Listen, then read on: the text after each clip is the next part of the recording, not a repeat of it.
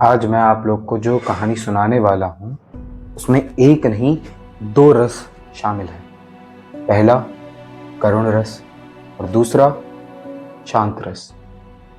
ऐसा मानिए कि ये दो रस एक ही सिक्के के दो पहलू हैं। मन में जितना भी करुणा का भाव होता है या जितना भी दुख या दर्द भरा होता है, जब वो खाली हो जाता है तो मन एकदम शांत हो जाता है। इस कहानी में भी ऐसा ही है। हम अपने जीवन के कई छोटी बड़ी चीज़ों को लेके करुण का भाव महसूस करते हैं। हम उस भाव को लेके दुखी रहते हैं, लेकिन हमारे जीवन में कुछ ऐसी चीज़ें हो जाती हैं जिससे हमारा मन फिर से शांत हो जाता है।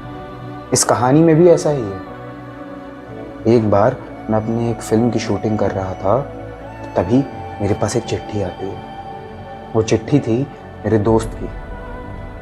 वो दोस्त जिससे मैं कॉलेज खत्म होने के बाद कभी मिला नहीं था।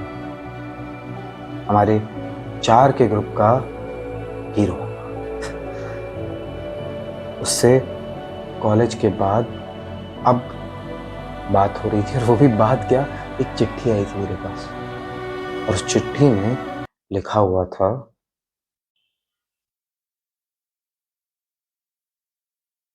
कैसा है चीते। ये कोई फॉर्मल लेटर नहीं है, और होता भी तो फॉर्मेट याद नहीं है मुझे। 4 साल हो गए तुम सबसे मिले हुए, किसी से टच में भी नहीं था। तो इससे पहले कि तुम लोगों की शक्लें भूल जाऊं, मिलने आजा भाई। बढ़िया पहाड़ों के बीच में हूँ, ये जगह भी बदलने वाला हूँ थोड़े दिनों में, तो डेडलाइन भी तेरे पास काफी नजदीक की है। और हाँ, आते हुए उन दोनों को भी लेके आना प्लीज। बस एक शर्त है कि इस सफर के हर मोड़ को ठीक वैसे ही जी के आना जैसे हम सब पुराने टाइम पे जीते थे। तेरा भाई निखिल।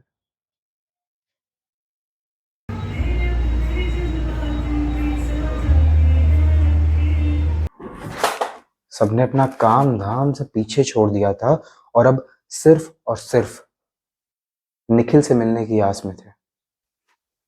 सब कुछ पीछे छोड़ के हम एक ऐसे सफर पे निकल गए थे जिसकी शायद मंजिल हमने तय भी नहीं की थी, या शायद हमारे हाथ में कुछ था ही नहीं।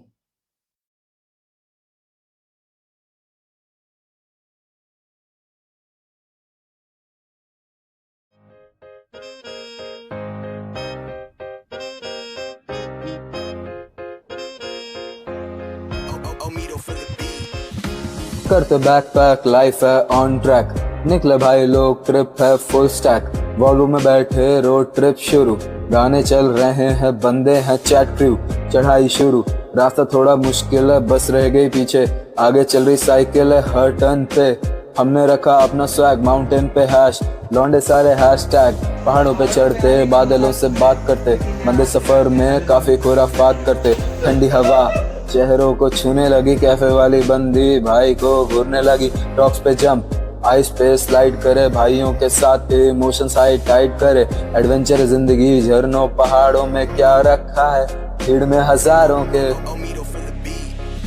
हाँ शुरू ये सफर, रास्ते का पता नहीं, शुरू ये सफर, काफिला ये चला कहीं, रुको न मगर साथ मेरे भाई सभी, कहीं चले हम भगे हम लगे न नजरा, शुरू ये सफर, रास्ते का पता नहीं, शुरू ये सफर, काफिला ये चला कहीं, रुको न मगर साथ मेरे भाई सभी, कहीं चले हम भगे हम लगे न नजरा। या दोस्त मरा यार सब कर रहा चल पीछे ZN MD और ये जवानी है दीवानी साथ में फील हो रहा है भाई। मजा पूरा आता तो से सब जाते हम यारों के बीच, वही पुरानी बातें चले आए जो ख्याल लेके हम साथ चले, बात कुछ रही जरा कान मेरी और करो, जाना हमें करने चले ट्रिप की तैयारी करो, बाइक पे सवार चला रहा था मैं, बंदी मुझे दिखी हिंदी वाइट सलवार, ठोक दी मैंने बाइक, चिल्लाने लगे भाई, नजर नहीं हटी सामने मेरे फ्यूचर वाइफ, नजर नहीं हटी सामने मेरे फ्यूचर वाइफ।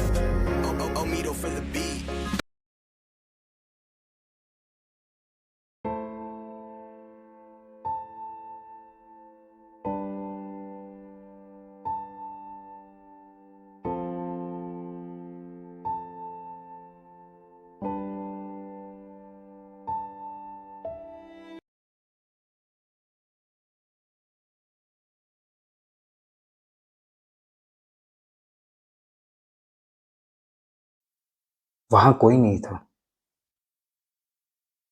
वहां सिर्फ और सिर्फ एक चिट्ठी मिलती है।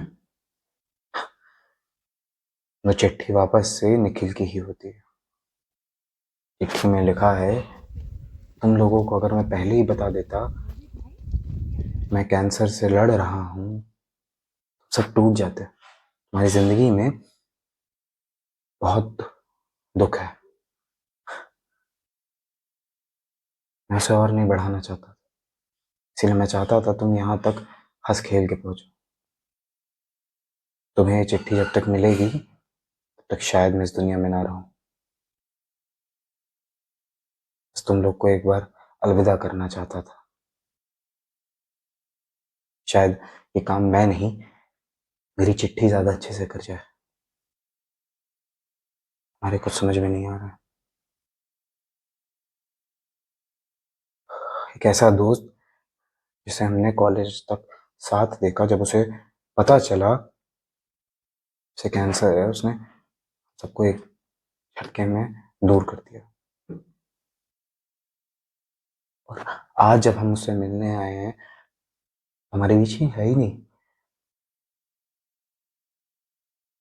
हम अपनी जिंदगी में इतने व्यस्त हो गए थे कि जो आदमी हमारे साथ था हर पल, हमने कभी उससे मिलने की कोशिश भी नहीं की।